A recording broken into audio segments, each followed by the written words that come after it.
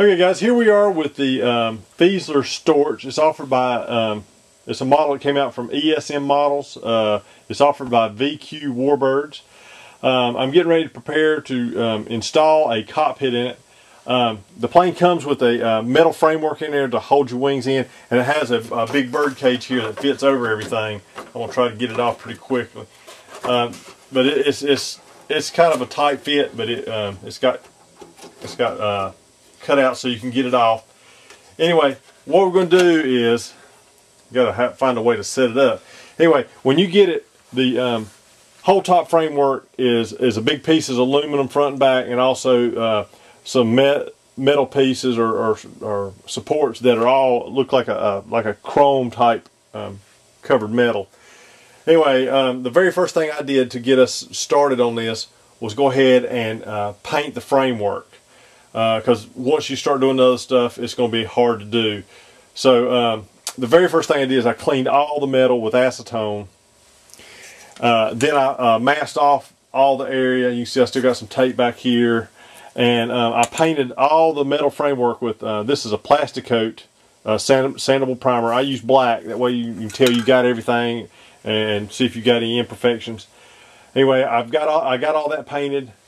And then the interiors of these, found out from a friend of mine online that they were usually a white or a RLM 76. I happen to have the RLM 76 on hand, so I went ahead and painted with that. So once I had it all, the primer paint sprayed on, I went back and used an airbrush and airbrushed the RLM 76 on all the metal pieces. Once I got all the metal pieces done, I came back in here, and you can see that I painted all the wood pieces on the inside, on the interior. That's above this line here. You need to paint one coat on there, let it dry, sand what you can with like a 220 grit paper, and then go back and paint your second coat. I also did that to the bird cage. I went to the inside, which is all bare wood. I painted it all, sanded it, and then painted a second coat. This makes it all nice, look real nice on the inside. Where we're going to move from here is this plane's just a little bit overbuilt. I think they went out of the way to make sure it was nice and strong. I'm going to go ahead and it doesn't appear they wanted to put a cockpit in, so I'm going to have to remove a little bit of extra wood here, and then we'll go and install our cockpit. But I'm going to get everything marked off where I'm going to cut out. And I'm going to get it prepared, then I'll come back and show you where I'm going to make the cuts, and then we'll move along from there.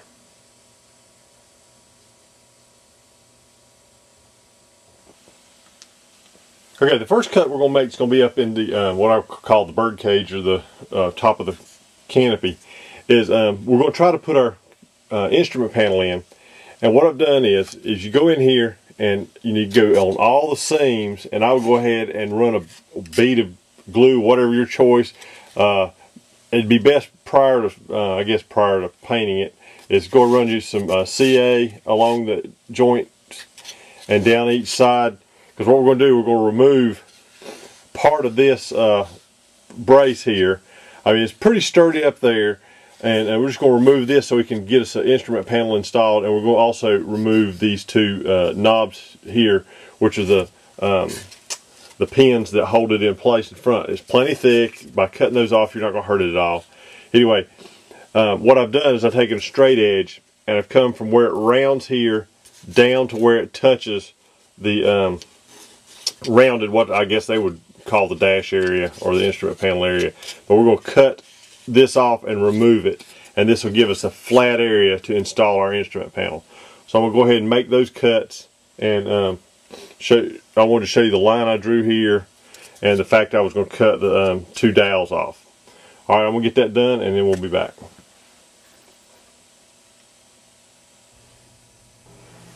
Okay, I got the dowels cut off, and I also have this front piece evened up with the dash portion here.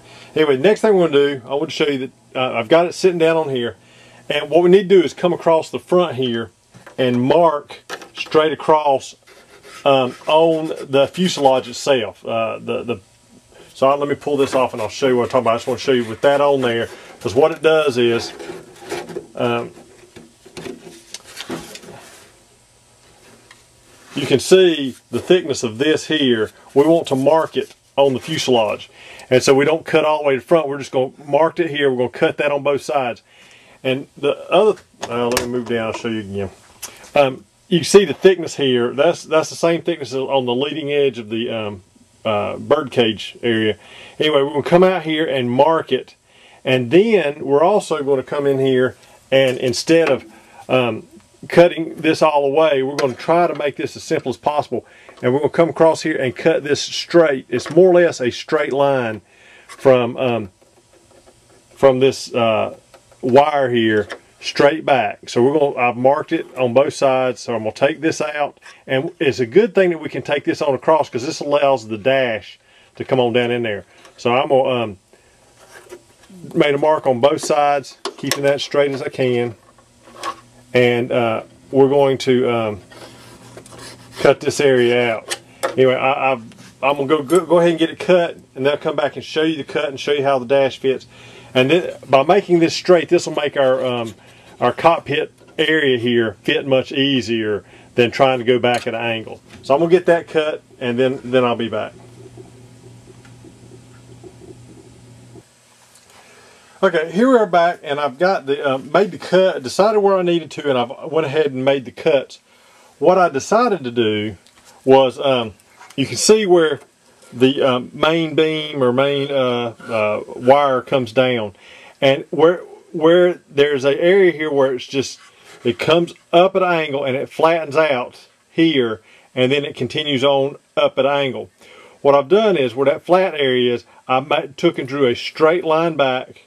I did this on both sides, and once I did that line that way, I went ahead and cut that out with a Dremel tool and sanded it where all this was flush all the way out. Okay, and I did that on both sides, and you can see where the first circle was, the first lightning hole I guess was. I went ahead and it's cut flush across here, and I cut it flush and cut it back here so it opens up that circle. All right. What's going to happen is I've got the dash made, and what's going to happen, the dash will slide, once it's on the top, will slide right down in that hole. So that has to be opened up to that point. Okay. Once I got all that done and I started fitting in the cockpit, I did come back and I took a piece of 1/8 inch by 1/8 inch plywood. Now, the reason I don't leave the 1/8 inch there is because if you could tell, I added an 1/8 inch from here all the way back to this stringer, where this stringer is right here. The reason I did that is because on the sides I'm trying to simulate the tubing, because the whole plane was made of tubing, is simulate the tubing on my mold. So what happens is this gets too deep when you slide it on the side. So I had to add the 1/8 inch piece all the way as one piece, so this will fit correctly into that side. Okay, once you have this cut, the fuselage or the cockpit as I have it so far fits right in. I'm going to show you how I did that. As your floorboard, you can see here I have the I'm covering up all of the metal pieces in here. So you need to have everything finished and Loctited. If you're going to do that, have it ready to go. Have the sides on, so you don't have to do anything else where you have to reach through there, or you will have to drill a hole later to get to it. But anyway, once you get all that done, we'll come in here and you can see where I've got it marked. You come here and remove this so you have access all the way through. You remove it here, and then we're going to cut this piece to where you're removing everything. It's just going to be flat all the way around. You can also see I have some indentions here.